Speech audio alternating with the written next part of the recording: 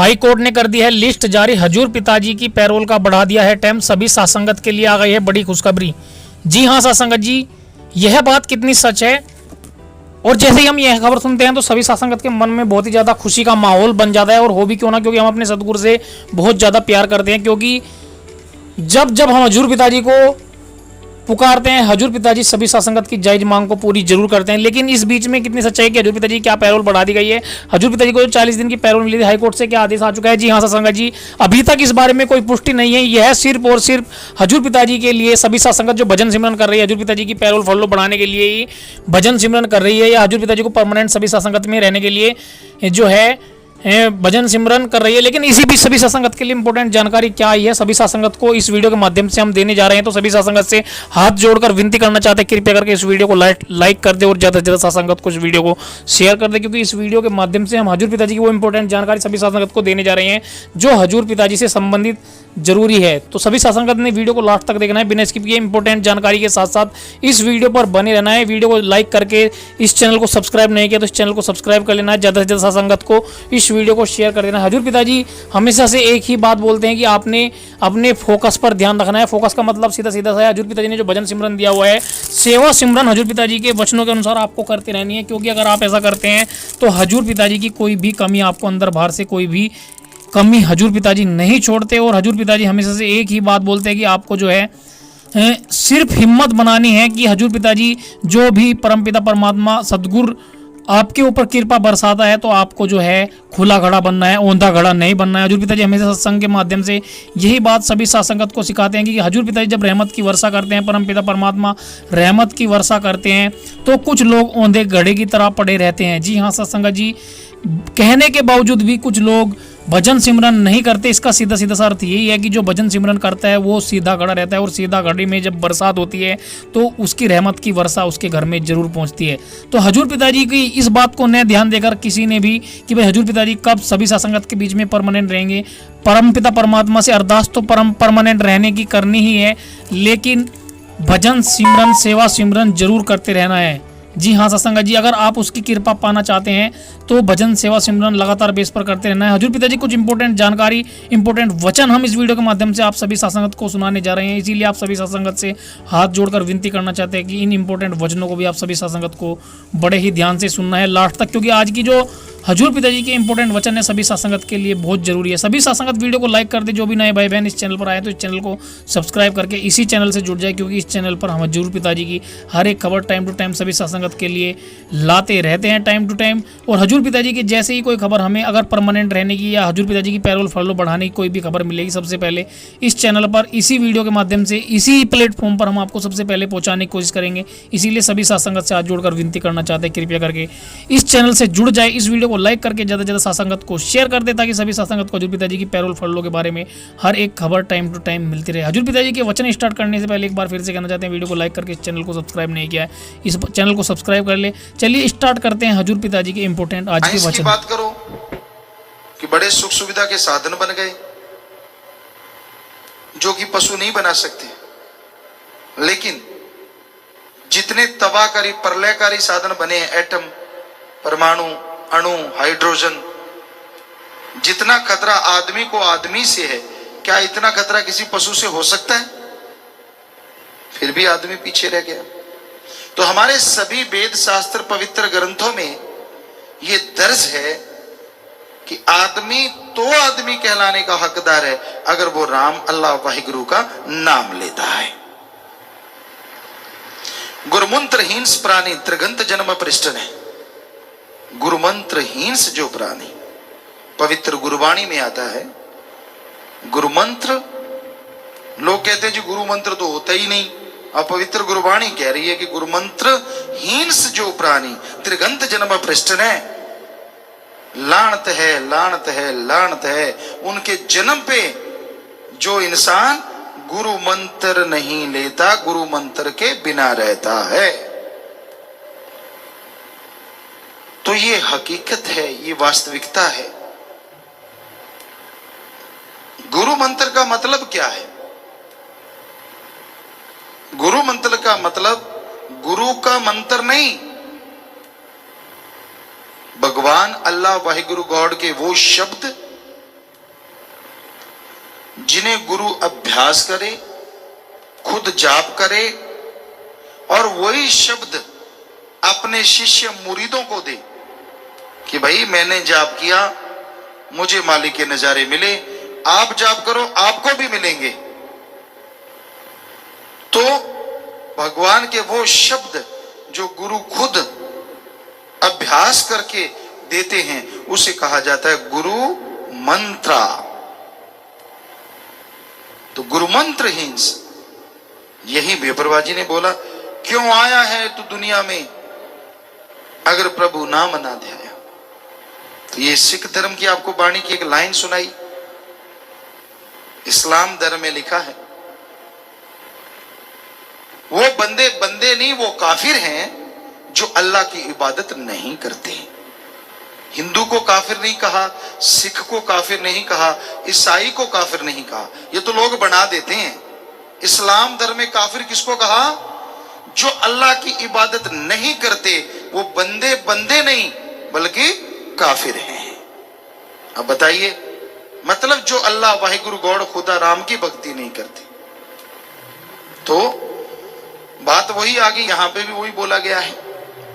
ईसाई धर्म में भी लिखा है कि जो गॉड्स प्रेयर के बिना है उन पे गॉड की रहमत कभी नहीं बरसती, वो कभी सुख शांति आत्मविश्वास को परिपूर्ण हासिल नहीं कर सकते। तो हिंदू धर्म में भी यही बात आती है कि गुरु मंत्र के बिना आदमी ऐसे है जैसे एक इंसान आंखों के बिना हो, बल्कि उससे भी बढ़ के। तो उस बात वहीं आ जाती है कि अगर आप मालिक का नाम नहीं लेते तो आप इस दुनिया में किस लिए आए, क्या हासिल होगा आपको? वो खुशियां कभी नहीं मिलेंगी जिसके आप हकदार हैं। आमतौर पे लोग कुछ स्वाद के आशिक होते हैं। दो तरह के स्वाद होते हैं, जीवा का स्वाद, इंद्रियों के भोग विलास का स्वाद। किसी को मीठा अच्छा लगता है, कोई नमकीन, कोई कड़वे के लिए कष्ट उठाते रहते हैं। ऐसा अलग अलग स्वाद है। कोई इंद्रियों के भोग विलास के पागल हुए हैं। तो हम आपको गारंटी देते हैं, अल्लाह वाहिगुरु मालिक के नाम में जो स्वाद है, जो मस्ती, जो लज्जत है, आपको कोई भी स्वाद अच्छा लगता हो, एवरीवन, हर किसी के लिए मालिक के नाम में, राम नाम अल्लाह मालिक की भक्ति में इतना स्वाद है कि दुनियावी स्वाद उसके सामने तुच्छ है, यानी अरबों खरबों गुना बढ़ के है।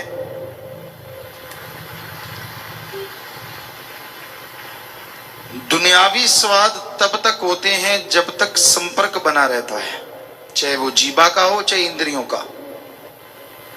मुंह में रसगुल्ला है, जीवा से संपर्क है तो मीठा है, चबा लिया, खा लिया, अंदर चला गया, 10-12 मिनट के बाद मुंह बकबकेगा, बकबका, कोई स्वाद नहीं।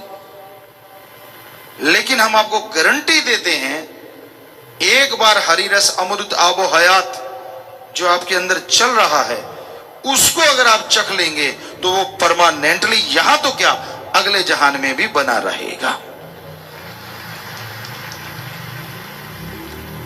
ऐसा है मालिक के नाम का स्वाद, ऐसा है उसकी भक्ति का स्वाद,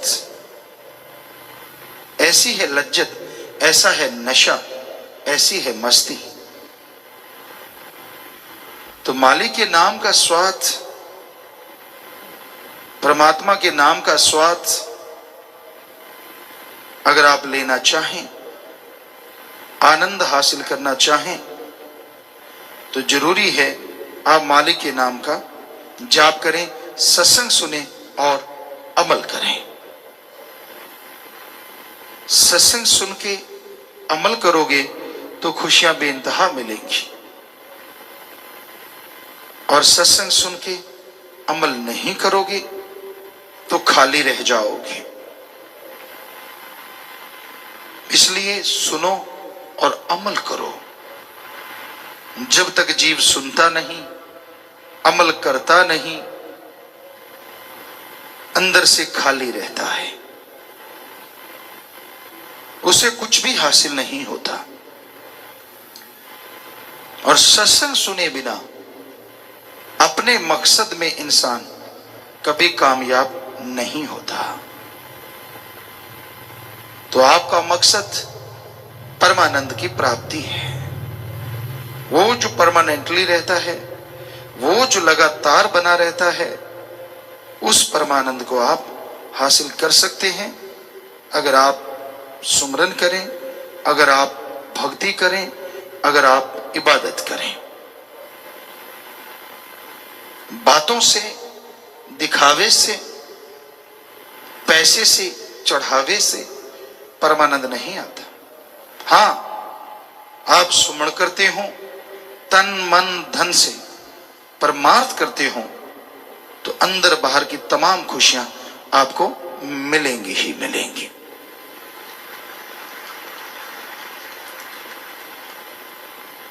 जैसे ये कोहरे का मौसम है, बहुत सारे सज्जन गाड़ियां चला के लाए होंगे, कोहरा शीशे पे जम जाता है, सामने क्या नजर आता है? कुछ भी नहीं। या तो वाइपर आप चलाते हैं, या किसी की गाड़ी में कोई ऑप्शन है कि वो हीट वाला शीशे पे पड़ता हो, हीटर या हवा एसी की या कुछ भी, तो उससे वो शीशा साफ हो जाता है। वैसे अल्लाह वाहिगुरु आपके अंदर है, और काम वासना क्रोध लोभ मोह अहंकार मन माया की धुंध आपकी आत्मा के रूपी शीशे पे पड़ी हुई है। वाइपर चलाना है, हीटर चलाना है, ताकि वो धुंध, वो पानी वहां से हट जाए। स्विच आपके पास है, लेकिन आपको तरीका नहीं आता। वो तरीका सत्संग में बताया जाता है।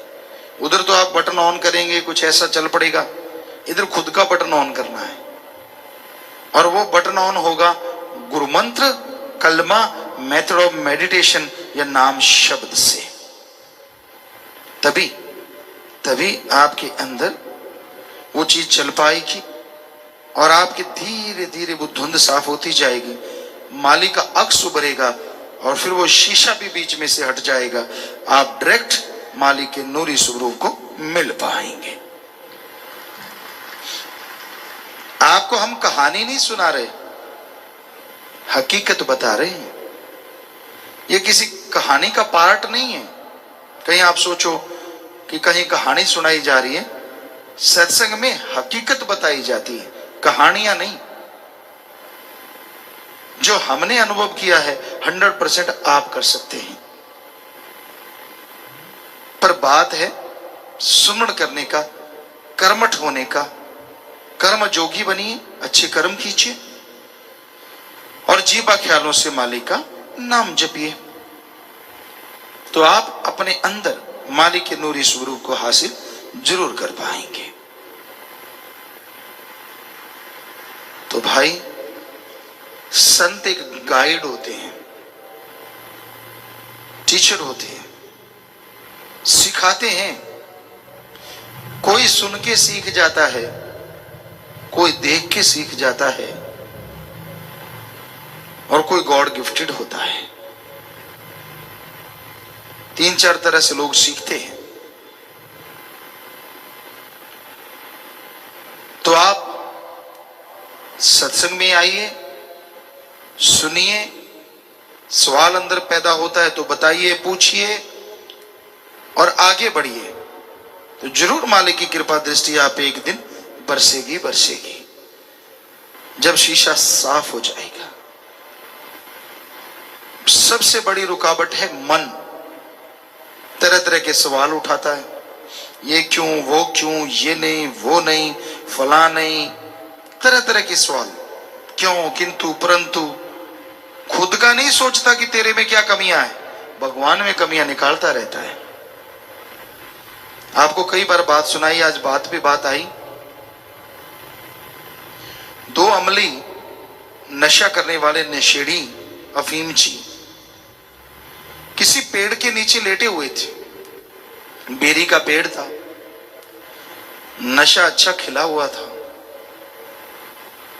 एक कहने लगा, यार भगवान भगवान करते रहते हैं। दूसरा कहता, हां। कहता, भगवान गलतियां बहुत करता है। दूसरा कहता, क्या गलतियां करता है? कहता, ये पेड़ देख रहा है आप जिसके नीचे लेटे हैं? कहता, हां। कितना मोटा इसका पेड़ा तना है, ऊपर कितना बड़ा झाड़ी है। कहता, हां। इसको तो लगाया छोटा सा बेर। कहता, ठीक।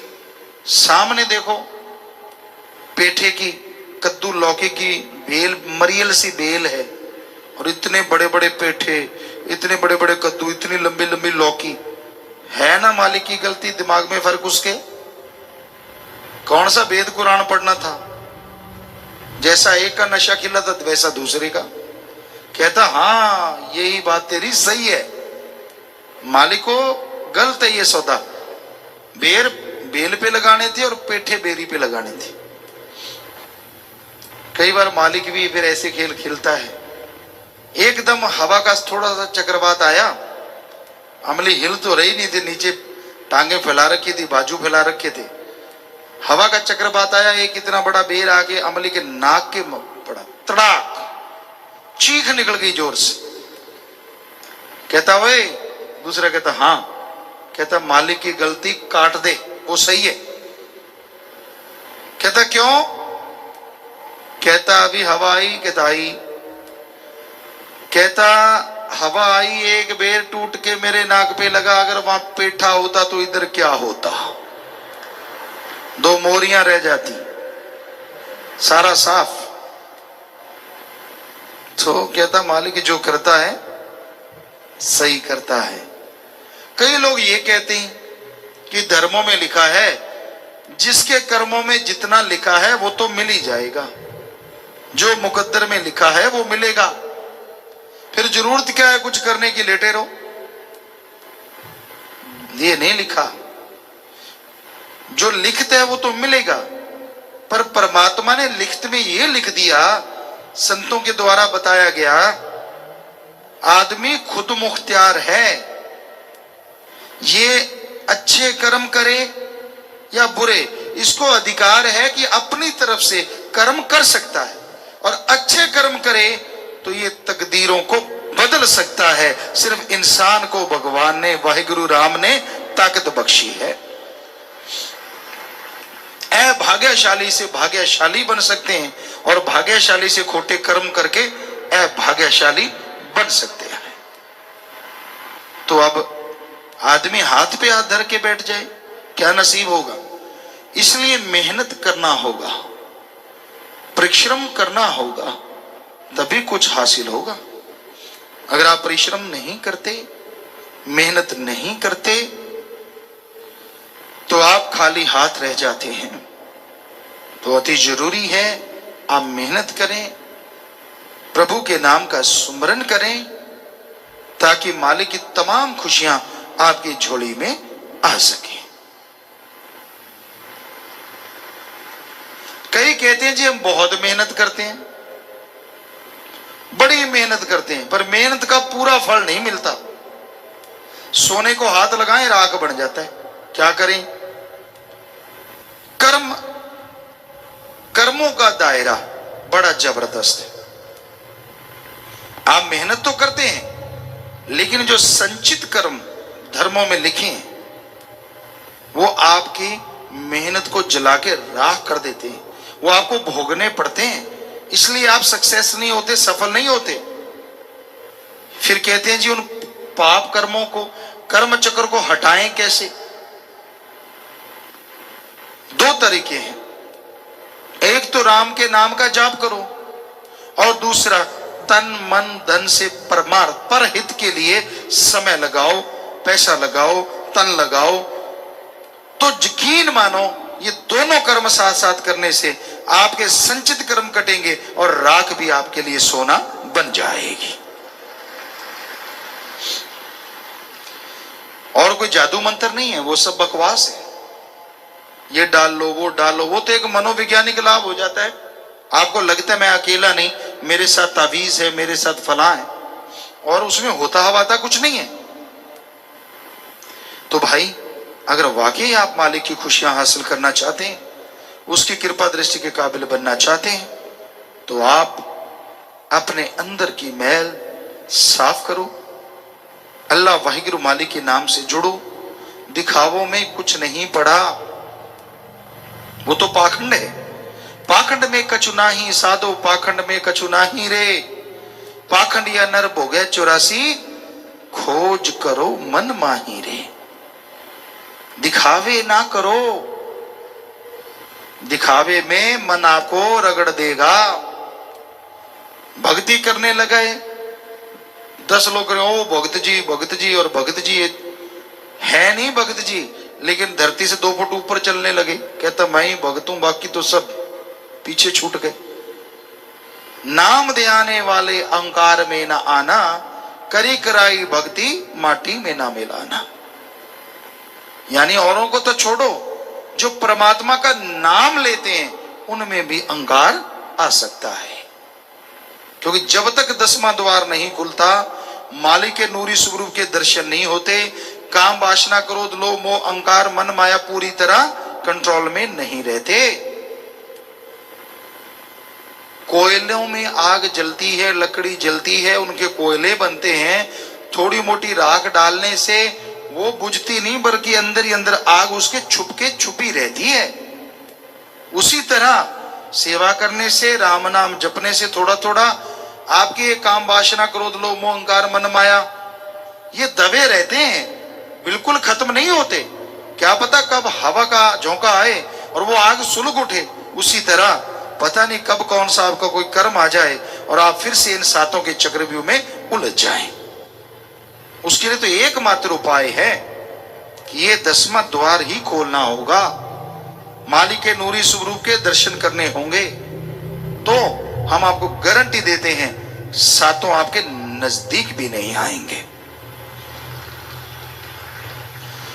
तो ये जरूरी है अपने आप को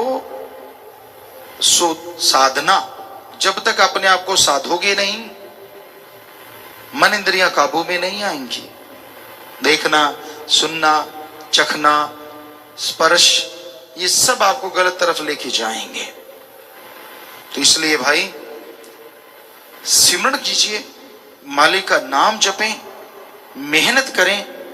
दोनों जहां की खुशियां इसी जहान में आप हासिल कर सकते हैं और खुशियों से माला माल हो सकते हैं। तो भजन में शुरू में आया, मिला ये जन्म तुझको है 84 जेल मुकाने को, छुड़ाकर काल से पीछा के घर सतलोक जाने को, न समझा तू न सोचा तू कि किस लिए जन्म पाया। यह जन्म किस लिए मिला है, क्या करना चाहिए, इंसान क्या कर रहा है। एक सत्संगी, एक आम इंसान और सब इंसानों के लिए ये जरूरी है, यहां तक संभव हो सूर्य निकलने से पहले जागो। एक भगत 2 से 5 के बीच में जरूर जागो। घंटा माली का नाम जपो, पर उठते ही पहले रफाहस्त जाओ, फ्रेश हो लो, हाथ मुंह धो लो, शरीर में से बदबू आती है तो नहा लो, फिर 1 घंटा माले की याद में बैठो। फिर आप जो भी चाय दूध आप लेते हैं, नाश्ता लें।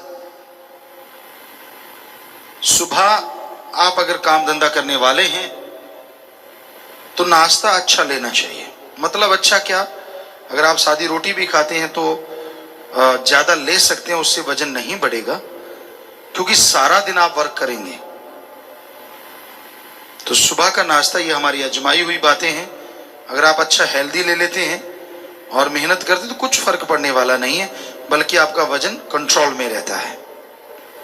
दोपहर सुबह के हैवी से थोड़ा कम हैवी और रात को बिल्कुल हल्का। पहले तो ये भोजन की बात। आम कहते हैं कि पहले राजा महाराजा जैसा और फिर रानी जैसा और शाम को भिखारी जैसा।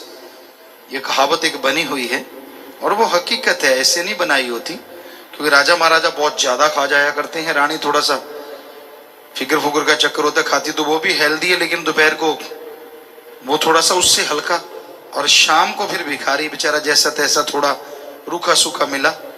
तो आदमी की सेहत बहुत अच्छी रहती है। रात को जो ज्यादा ठोकते हैं निकल भी ज्यादा जल्दी बाहर आता है। फिर कोसते हैं पानी से ही मोटा हो गया। पानी से मोटा होना लगता तो नहीं है, क्योंकि शरीर में लगभग शायद 90% पानी ही पानी है। तो खाने का सही तरीका होना चाहिए। खाने को पियो और पीने वाली चीज को खाओ। आपको लगता है ये तो उल्टा काम है, नहीं, ये सीधा काम है। खाने को दांतों से इतना चबा दो कि ऐसा लगे जैसे आप पी गए हो। ऊंट की तरह निगलो ना। कईयों को हमने खाते देखा, ऊंट की तरह निगल जाते हैं। अब ऊंट तो या भैंस तो बाहर निकाल निकाल के जुगाली करती रहती है, आप कैसे जुगाली करोगे? जो गया अंदर तो गया। तो ये दांत किस लिए दिए परमात्मा ने, इतने हार्ड मजबूत, ताकि आप उसको बिल्कुल पानी की तरह बना डालो। उसको अंदर ले जाओ तो आंतड़ियां खुश हो जाएंगी, और अगर इतने इतने टुकड़े आंतड़ियों को पचाने पड़े, बेचारी गालियां देंगी आपको। ये कहता कैसा बेवकूफ है, इसको इतनी समझ नहीं है कि मैं सिर्फ पचाने का काम करती हूँ, चबाने का नहीं। तो ये तो एक हंसने की बात है, लेकिन है 100% सच। आपकी सेहत के लिए बहुत फायदेमंद है, फॉरएवर, हमेशा के लिए। पीने वाली चीज को खाना, अब पानी पीना है, पानी पूरा पीना चाहिए कई लीटर दिन में, लेकिन घूंट घूंट करके पिएंगे, उससे पूरे मुंह में पानी जाएगा और उससे प्यास भी बुझेगी और अंदर भी शांति आएगी। ऐसे ही दूध या कोई भी चीज आप लेते हैं, थोड़ा थोड़ा लेंगे, उसका असर ज्यादा होगा। और एकदम से पीने से क्या होता है, अंदर से कई बार तेजाब बन के, प्रेशर बन के जो खाने के नाली का ढक्कन है वो भी खुल सकता है और पानी बाहर आ सकता है, सारा कुछ। तो इसलिए जो पीने वाली चीज है आराम से, क्योंकि ऊंट तो एकदम से पी जाता है, आप ऊंट नहीं है, आप आदमी हैं। वो तो 7 दिन का काम चला लेता है अंदर एक बार ले जाके, आप नहीं चला सकते। तो ये तो हुआ खाने का थोड़ा सा ढंग। कई बार शासन कहती रहती पिताजी बताया करो, बता तो हम देंगे, मानो आप, मर्जी आपकी। और कई बार सुबह उठते ब्रश वगैरह लोग करते हैं, करना चाहिए, वैसे अच्छी बात है, पर सबसे बेस्ट है कि रात को सोने से पहले करो। रात को बॉडी रिपेयर होती है, पूरा शरीर, समय मिलता है कि आप अपने शरीर को रिपेयर करें, बॉडी को, शरीर को अपने आप टाइम मिलता है। कुदरत ने नियम बनाया है, आप सो जाएंगे तो आपकी बॉडी ऑटोमेटिकली रिपेयर होती रहती है अपने आप। आपकी बॉडी, आपके शरीर में जो कमियां हैं, शरीर ही उसे दूर करता रहता है। ये मालिक ने ऑटोमेटिक सिस्टम बना रखा है। गाड़ियां ऐसे नहीं ऑटोमेटिक बनी, पहले आदमी बना है। मालिक ने, नेचर ने पहले सब कुछ बनाया, फिर आदमी ने थोड़ी थोड़ी कॉपी की है उसकी। तो शाम को जो खाने पीने के बाद बिल्कुल आप लास्ट में ब्रश करें तो वो बेस्ट है, आपके दांतों में कुछ जमता नहीं। वैसे आपको एक बात बताएं, हमारे हिंदू धर्म में, हमने इस्लाम धर्म में भी देखा, सिख ईसाई धर्म में, लोग पुराने टाइम में जब खाना खाते थे, खाने के बाद कुल्ला जरूर करते थे, और कुल्ला करते थे तो उंगली से दातुन भी जरूर करते थे, यूं इधर उधर ऊपर नीचे। तो आजकल आप उंगली तो मुंह में डालेंगे नहीं, तो ब्रश खाली पानी ले लीजिए और खाली ब्रश घुमा लीजिए, चाहे पेस्ट ना लगाएं। जब भी कुछ खाते हैं उसके बाद यकीनन आपके दांत बहुत ही बढ़िया रहेंगे और बदबू भी नहीं आएगी। तो कुछ ही, वैसे तो बहुत सारी बातें, अब अगर इसी पे सत्संग हो सकता है तो आपको थोड़ी थोड़ी बातें सत्संग में कभी कभी ख्याल जब आ जाता है तो आपको बताते रहेंगे। और फिर है रूहानियत के अनुसार, आप सुबह उठे हैं, फ्रेश हो लिए हैं, नहा लिए या मुंह धो लिया है, फिर आलती पालती मार के या कुर्सी पे बैठ के, कोई बुजुर्ग जिनके पांव नहीं मुड़ते, घुटनों में दर्द है, तो आप बैठ के सुमन खींचिए, घंटा करें, आधा घंटा करें, ना से तो 15 मिनट भी बहुत ही बढ़िया है, करें इसे। फिर जैसे आपको बताया, आप जो खाना पीना चाहते हैं, वैसे तली चीजों में स्वाद होता है, ताकत नहीं होती, बीमारियां ज्यादा होती हैं, फायदा नहीं होता। तो इसलिए स्वस्थ खाएं, स्वस्थ रहें, और उसके बाद मेहनत करें। जो भी आप खाना खाने लगते हैं, ओम हरि अल्लाह राम को याद करें, चाहे 2 सेकंड के लिए नाराई लगा दीजिए, धन धन सदगुरु तेरा ही आसरा। ऊंची आवाज में नहीं, अंदर ही अंदर लगा दीजिए, क्योंकि धन धन धन्य है सतगुरु अल्लाह वाहिगुरु गौड़ खुदा राम तेरा ही आसरा, ये सर्व साझा नारा है। और साईं मस्ताना जी महाराज के वचन सच्चे दिल से लगाओगे तो दरगाह में भी मंजूर जरूर होगा। बन गया काम, खाना भी खा रहे हो और भक्ति मालिक की दरगाह में अपनी हाजिरी भी लगवा दी कि मालिक मैं तुझे याद कर रहा हूं। और वो याद करके जो खाना खाएंगे उसका फायदा ज्यादा होगा, लाजमी होगा। कोई अच्छा कर्म करने शुरू करते हैं, पहले बुजुर्गों को देखा, बीज डाला करते थे, पंजाब में बैलों के द्वारा, राजस्थान में ऊंटों के पीछे। तो जो पहली झोली बीज की ऐसे बांधे होते थे बीज, और यूं झोली ऐसे दाने निकाल के डालते जाते थे, पहला उसको लगाते थे जिसको मालिक का नाम लेना आता हो। तो वो बीज डालता जाता था, तो मालिक का नाम लेके फिर क्या प्रार्थना करता था, किसी पशु के भाग्य का, किसी चिड़ी पक्षी के भाग्य का, किसी राहीगीर के भाग्य का, किसी भूखे प्यासे के भाग्य का मालिक पैदा कर देना, जिसको देना तू दे देना। मतलब कितनी बढ़िया हमारी संस्कृति है ना, कमाल। बीज बीज रहे तो भी परमार्थ दिमाग में है, और आजकल तो सारा कुछ रगड़ रहे हैं, परमार्थ का तो नाम ही नहीं याद,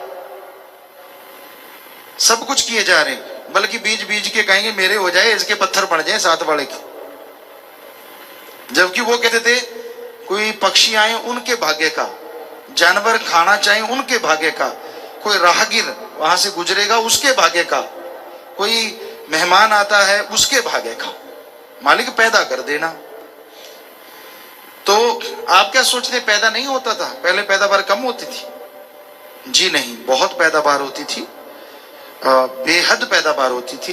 राजस्थान में हम जिस एरिया में रहे, बरानी इलाका था, पानी बरसात के से फसल होती थी, और हमने बिल्कुल छोटे से थे, उसी खेतों में से 15-15, 10-10 ट्रक दानों के भर के शहरों में बेचे हैं, जबकि आज उन्हीं खेतों में उतनी पैदावार नहीं होती। ये हकीकत।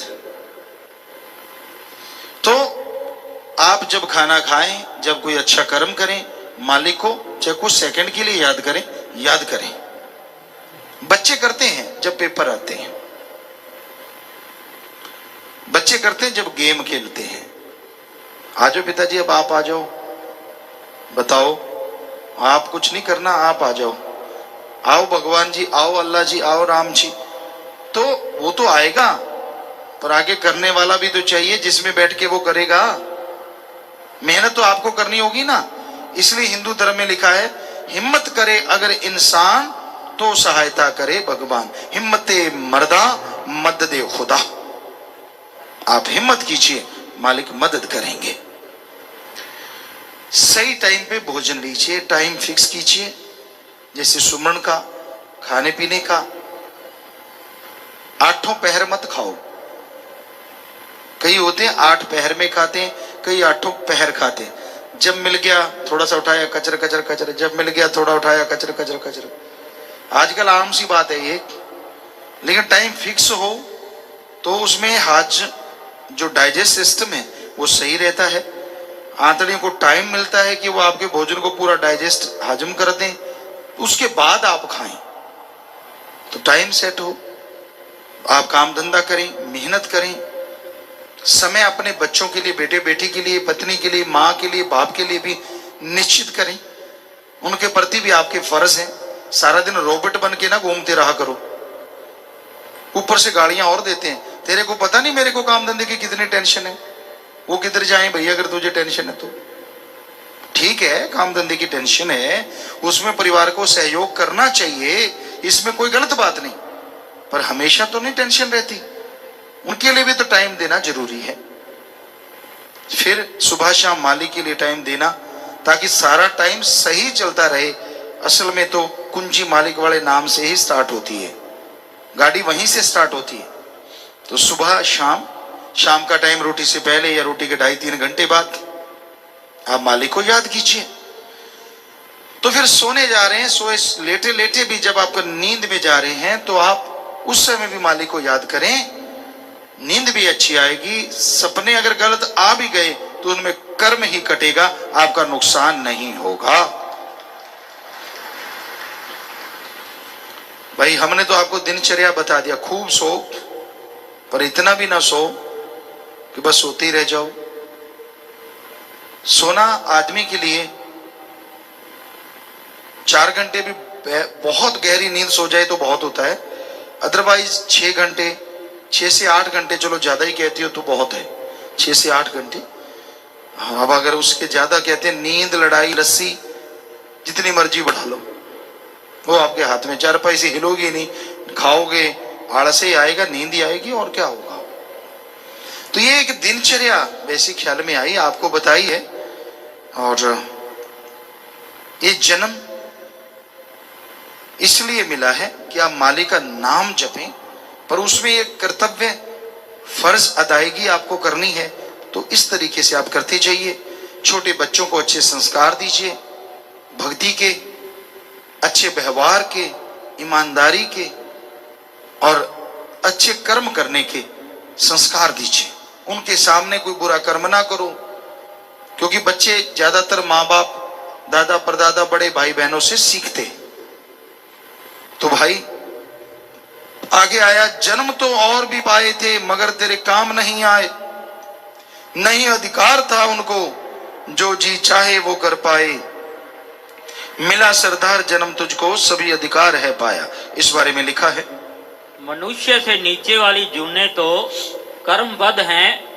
हाँ, मनुष्य शरीर में हमें अपनी प्रारब्ध के अनुसार एक विशेष समय तक कुछ स्वतंत्रता नसीब है, जिससे हम लाभ उठा सकते हैं। सत्संग में रहकर उसमें बस रही बरकत से हिस्सा पाकर कर्मों की जकड़ से आजाद हो सकते हैं। जन्म तो और भी पाए, बहुत से जन्म पाए। जो आत्मा बिना मालिक के नाम के जाती है, पहले स्वर्ग नरक भोगती है, फिर वनस्पति की लाखों जूने, फिर कीड़े मकोड़े हैं, रेंगने वाले, फिर पक्षी हैं, फिर जानवर हैं, किन्नर गंधर्व, देवी देव, फरिश्ते, और आखिर में जाके मनुष्य शरीर मिलता है, जो मालिक की तरफ से मोक्ष मुक्ति का अधिकारी है। जीते जी गम दुख दर्द चिंता बीमारियों से, मरने के बाद आवागमन से मोक्ष मुक्ति हासिल कर सकता है, तो सिर्फ और सिर्फ इंसान है। तो मालिक ने अधिकार दिया है तुझे कि तू जो जी चाहे कर सकता है। अच्छे कर्म करके मालिक को मिल सकता है, बुरे कर्म करके शैतानियत से भी गिर सकता है, और यहां वहां दोनों जहां में नरक भोग सकता है। तो मर्जी तेरी भाई, कर्म अच्छे करो, बुरा कर्म कभी ना करो, कभी किसी का दिल ना दुखाओ, किसी को जात पात के नाम से ना नवाजो, किसी को ऊंच नीच के नाम से ना बुरा कहो। सब एक मालिक की औलाद हैं। पता नहीं किसके अंदर मालिक किस रूप में, प्यार रूप में बैठा है, कितनी खुशियां दे रहा है उसको। कहीं उसकी आह लग गई तो हो सकता है लेने के देने पड़ जाए। इसलिए ऊंच नीच नहीं, छोटा बड़ा नहीं, सब मालिक की औलाद। बड़े हैं तो माँ बाप, दादा परदादा की तरह या दादी की तरह उनका सत्कार करो। हम उम्र हैं तो बहन भाई की तरह व्यवहार करो, और आपसे बहुत छोटे हैं तो अपनी बेटी या बेटे के समान व्यवहार करो। समझो नहीं, व्यवहार करो, यकीन मानो, फिर बेइंतहा खुशियां हासिल कर पाओगे। फिर अंत्य करने में आपके मालिक जो नूरी स्वरूप में बैठा है वो नजर आएगा। तो भाई संत अपना जो भी कर्म करते हैं दूसरे को सुख देने के लिए, हर कर्म कर जाते हैं, मालिक से दुआ करते हैं, बोझ उठा जाते हैं। मालिक उठाने वाला है, लेकिन पीर फकीर एक मीडिया, एक माध्य होते हैं। तो उनका हर कर्म हर किसी के सुख देने के लिए, हर किसी को लाइन पे लाने के लिए, हर किसी को खुशियां देने के लिए होता है। किसी का बुरा सोच भी नहीं सकते, करना तो दूर की बात। तो भाई भजन में आ गया है, नहीं जानी कदर इसकी, उम्र खा पी गुजारी है, जन्म ऐसा न मिलना फिर प्रभु मिलने की बारी है। बड़ी मुश्किल बड़ी मुद्दत के बाद ये जन्म पाया है। तो इस बारे में लिखा है, मनुष्य जन्म दुर्लभ है और मालिक के मिलने का समय है। जो काम हम करते हैं वो सब शरीर के साथ संबंध रखते हैं। इनमें से हमारी आत्मा के काम आने वाला कोई भी नहीं। इसके काम आने वाली चीज केवल साथ संगत है, जिससे नाम की प्राप्ति होती है। इसलिए मनुष्य जन्म को मालिक की भक्ति में लगाकर इससे लाभ उठाओ। भई प्रापत मानुख देहोरिया, गोविंद मिलन किए तेरी बरिया। अवर काज तेरे किते न काम, मिल साध संगत भज केवल नाम। मालिक को पाने के लिए मनुष्य शरीर मिला है, बाकी काम तो पशुओं के मानिंद है। सर्वोत्तम कार्य मालिक की भक्ति करके, अंतःकरण को शुद्ध करके मालिक के दर्शन करना है, आवागमन से मोक्ष मुक्ति हासिल करना है। आप वो तमाम खुशियां हासिल कर सकते हैं जो आप सोचते हैं पैसे से मिलेंगी। आत्मिक शांति, आत्मिक संतुष्टि यानी जो है उसकी खुशियां लो, जो नहीं है उसको पाने के लिए मेहनत करो, टेंशन चिंता कभी ना करो। इसी का नाम आत्मिक शांति है। तो जिनके अंदर आत्मिक शांति होती है उन्हीं को मालिक की बेइंतहा खुशियां मिला करती हैं, उन्हीं पे मालिक का रहमो करम बरसा करता है और वही जिंदगी में खुशियां हासिल करे, सुख में जीवन व्यतीत करते हैं।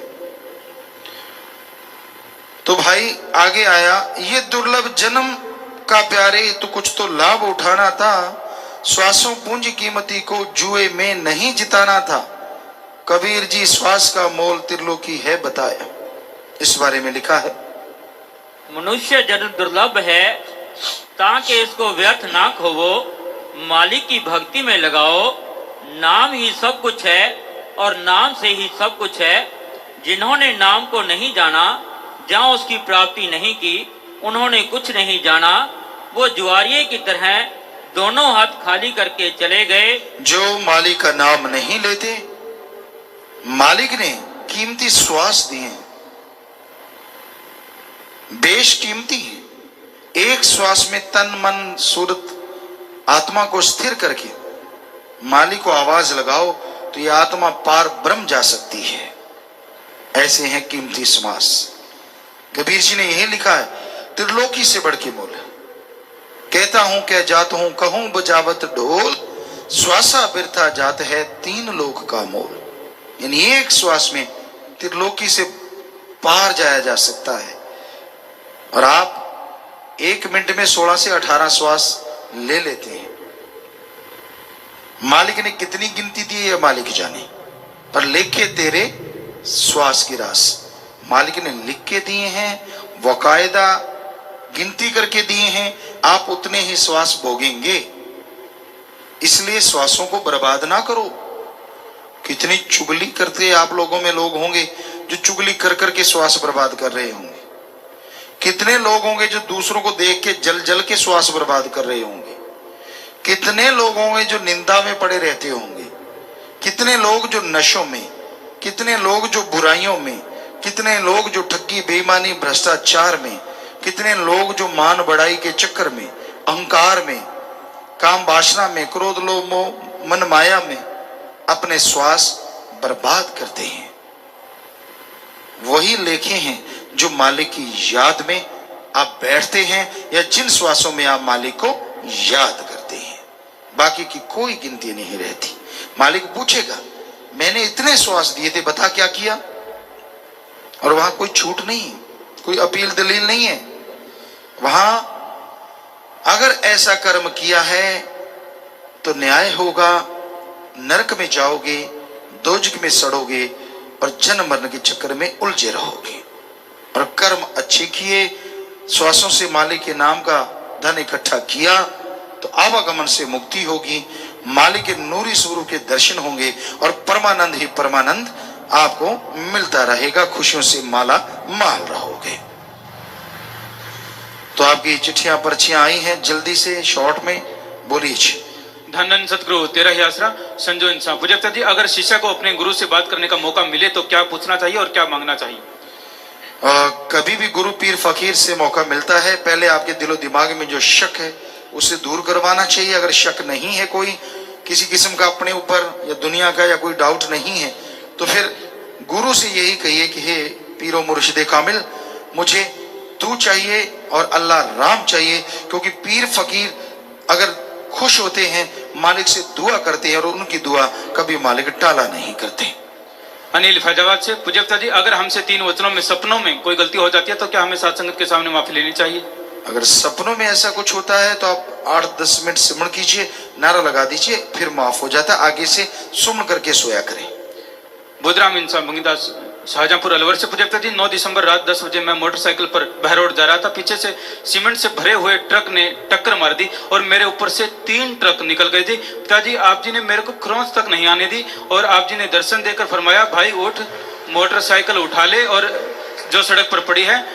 पिताजी, आप जी ने मुझे मौत के मुंह से बचाया। आप जी का आशीर्वाद चाहता हूँ। जी बेटा, सब मालिक का रहमो करम है, उनकी दया में रहमत है। बेटा आप लगातार सुमन कीजिए, मालिक ने आपको जिंदगी बख्शी है। आप आए हैं क्या यहाँ? तो प्रसाद ले लें बेटा। अगर आप आए तो कहीं खड़े हैं तो हाथ हिलाएं, कहीं भी अगर आप हैं तो मालिक ने रहमत की, मालिक ने कृपा की है, सो रक्षा की है। क्योंकि जाको राखे साइया मार सके ना कोई, बाल ना बांको कर सके चाहे सब जग बैरी होए। अजी 3 ट्रक तो छोड़िए, छोटा सा स्कूटर भी अगर चला जाए तो कई लोगों की मौत हो जाती है, ऐसा देखा गया है। तो ये मालिक की रहमत है, उन्होंने आपको जिंदगी दी। आप अच्छे कर्म करो, हम तो आपके सेवादार हैं बेटा। मालिक किसी भी रूप में आ सकता है। इन्हीं की दूसरी पर्चा जी, 12 दिसंबर को दुकान से 65,000 रुपए लेकर मैंने बैंक में जमा करवाने के लिए गया, लेकिन पिताजी बैंक जाकर पैसों की गिनती की तो पूरे 70,000 रुपए मिले। पिताजी, मैंने अपने सारा हिसाब किताब चेक किया, लेकिन मुझे 5,000 रुपए वो अधिक मिले। पिताजी, अब मैं 5,000 रुपए कहाँ पर लगाऊं जी? कहीं भी बीमारों का इलाज कीजिए, दीन दुखियों की मदद में लगाइए, या साथ संगत जो मानवता के तहत कार्य करते हैं उनमें लगा सकते हैं, आपकी मर्जी। मनीषा इंसारानिया से, क्या सपने में की गई सेवा मंजूर होती है, उसका फल मिलता है जी? वैसे तो बेपरवाह जी फरमा देते, सपने दे पुत पोते देखे नहीं हड़ बांधे। पर आपने अगर सपने में की है तो कोई ना कोई कर्म आपका बना है या कटा है, रियली आपको करनी पड़ेगी। मजा तो खुशी और फिर मिलेगी, तो रहमो कर्म से जोड़ियां भरेंगी। सपने में कर करके ना छोड़ देना।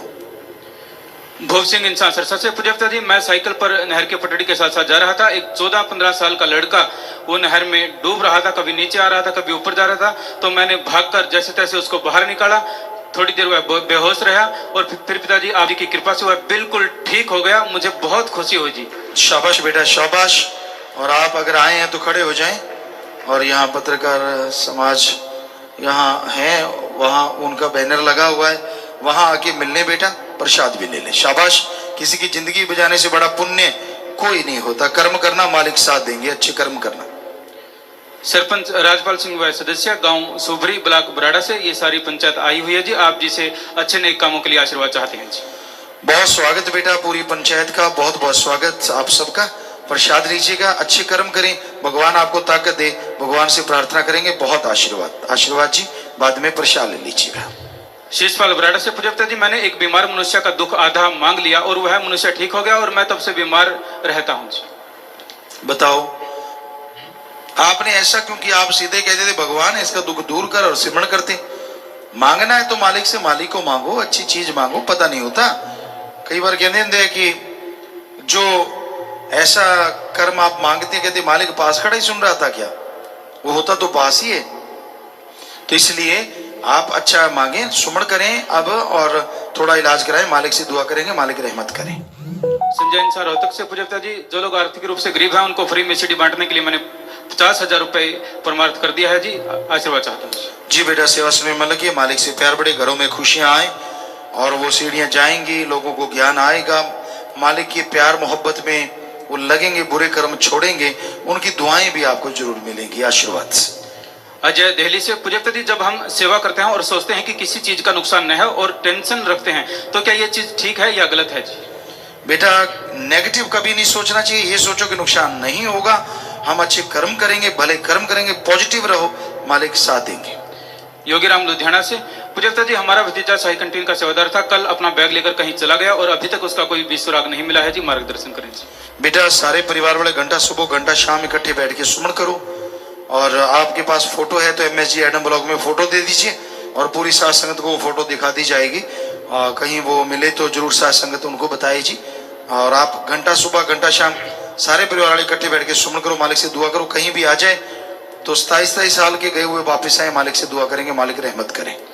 राजेश इंसान कतल से पूज्यता जी, आपके साधारण से बताए नुस्खे, पानी की अंजलि से नाक साफ करने से मेरी 35 साल पुरानी नाक की एलर्जी खत्म हो गई जी, आपका ऋण नहीं चुका सकती।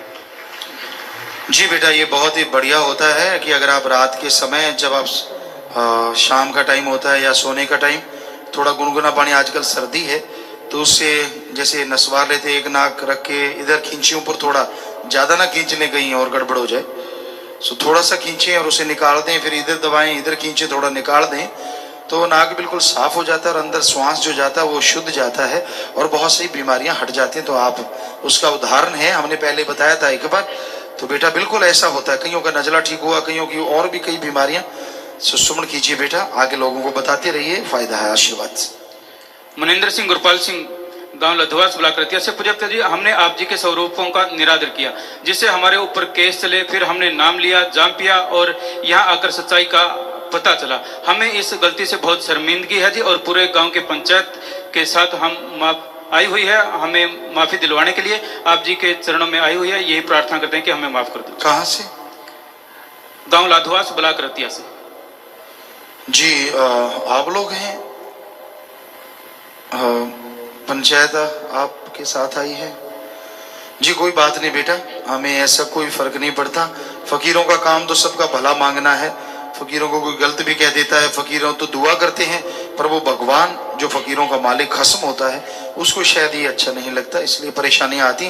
तो बेटा आप आगे से ऐसा कोई भी कर्म ना करें, बल्कि अच्छे कर्मों में साथ देना, मालिक आपका साथ देंगे। सो नारा लगा दे बेटा, मालिक माफ करेंगे जी। बैठ जाइए बेटा, कोई बात नहीं जी। रोशन इंसान ब्लॉक सियोन से पूज्यता जी, आपने 1 नवंबर को गंगा जी की सफाई करवाई। सफाई का तो सिर्फ एक बहाना था, इसका प्रमाण श्रीमद् भागवत के स्कंद 9 में लिखा हुआ है कि एक बार तीनों देवियां लक्ष्मी जी, सरस्वती और गंगा जी ने आपस में एक दूसरे को श्राप दे दिया कि तुम भारत वर्ष में नदी रूप हो जाओ। तब गंगा जी ने विष्णु जी से कहा कि भगवान मेरी शाप से मुक्ति कैसे होगी, मैं पापी लोगों के पाप को कैसे उठाऊंगी। तब विष्णु जी ने कहा कि हे गंगे, जब कलयुग के 5000 साल बीत जाएंगे, वहां पर संत आएंगे, उनके चरण स्पर्श से तेरे सारे पाप धुल जाएंगे और तुम वापिस बैकुंठ आ जाओगी। पिताजी, सफाई का तो एक बहाना था, आप जी गंगा जी की मुक्ति करने के लिए और गंगा जी के पाप धोने के लिए गए थे। बेटा हम तो एक छोटे से फकीर हैं, सेवादार हैं आपके, वो मालिक जाने उसके कर्म, वो मालिक करता है, सब कुछ करने करावनहार है। सो हम तो एक फकीर हैं, जो हमारा फर्ज है वो हम अता करते हैं, बाकी मालिक का मर्जी, वो जो मर्जी करता रहे बेटा।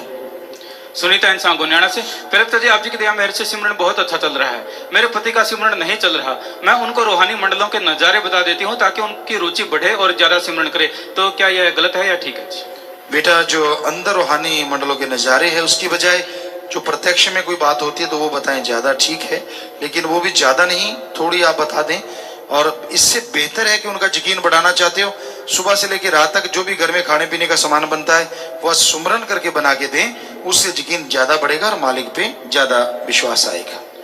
महल क्लास से 7 मेंबर। पूजकता जी, जो बॉडी डोनेट करने के लिए फोन नंबर सच को हमें दिया गया है उन पर कोई बात नहीं करता। एमएसजी एडम ब्लॉक के रिसेप्शन पर भी फोन किया है, उसका भी कोई जवाब नहीं आता जी। ऐसी 2-3 पर्चियां आई हैं जी। एमएसजी एडम वालों, ये क्या चक्कर है भाई? और सचकों वाले जो सज्जन है जिनके अखबार निकालते हैं, तो वो दोनों ध्यान दें।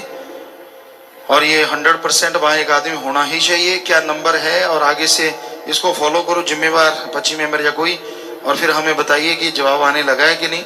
आज से अभी से ही उन पे जवाब मिलना चाहिए, क्योंकि शरीर दान वैसे साध संगत ने नहीं करना। पहले आश्रम से आप पूछिए, क्योंकि शरीर दान का भी व्यापार शुरू हो गया है। आप शरीर दान कर देते हैं, आगे वो 2-3 लाख में आपका शरीर बेच देते हैं।